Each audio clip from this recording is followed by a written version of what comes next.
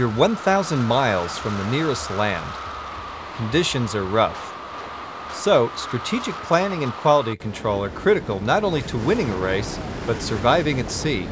Extreme cold, high wind, and sudden storms can put equipment and crew to the ultimate test. Keeping things under control during this marathon race around the world would challenge even the best managers. So, what do some of the top sailing experts have to say? One of the secrets in winning in the America's Cup or winning the Whitbread Round the World race is looking for new ideas outside of the sport of sailing. There's a tremendous explosion of technological advances in all walks of life.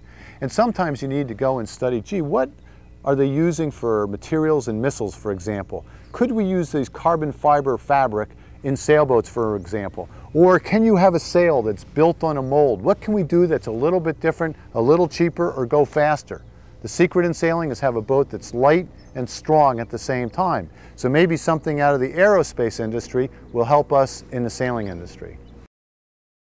In terms of maintaining the boats and the program, it's the same as you always do. Everybody has their responsibilities, everybody has their areas. We've tried checklists before. It doesn't necessarily work. We will develop the checklist with the person, and then they'll be responsible. And I think once you give a person responsibility, they go in and they check their area and keep a good eye on it. We've also recruited quite a few sailors that also have experience in boat building. As a matter of fact, a couple of our sailors went up to the boat builders to finish it off, so that when you see something that's suspect, you can identify it. And it's pretty hard with the new titanium and the carbon fiber to see the areas of suspect. It isn't like the old aluminum or stainless where you could see a little discolorization or a cracking. Here, you've got to be really on top of it.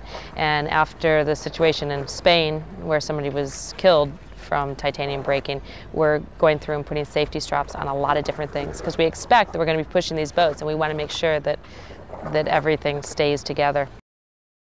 How do you go and prepare to eliminate mistakes?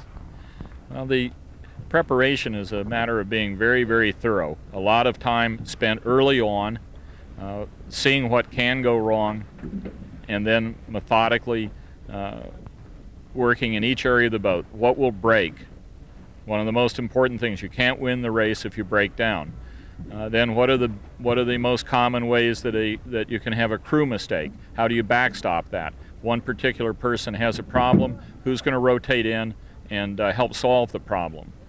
Very, very important that each crew member is thinking about his own job and his buddy, the guy in front or behind him who may need help. How do you blend the talents of artists and scientists at the same time? Well, I think the art of getting a great boat is getting the input from the sailors who are going to have to use the boat, combined with the technology that comes not only from yacht designers, but from aerospace designers or university professors who are involved. It's very much like developing a performance aircraft in which the test pilot's input is fundamental to the iterations of improvement. I give the sailors a mission profile. That is, I say, I'd like you to go out and perform certain maneuvers, certain tests, come back with the data, we'll talk about it, what were your subjective impressions, and then we can take a step forward and make an improvement in the boat. How important is looking back to past successes to help you with future projects? I think it's important, but I think it's also a trap, because I think if you rely too much on your past successes, you become complacent and you become reluctant to make a change. You know, you get caught in the philosophy of, well, it worked right last time, therefore it'll work right this time.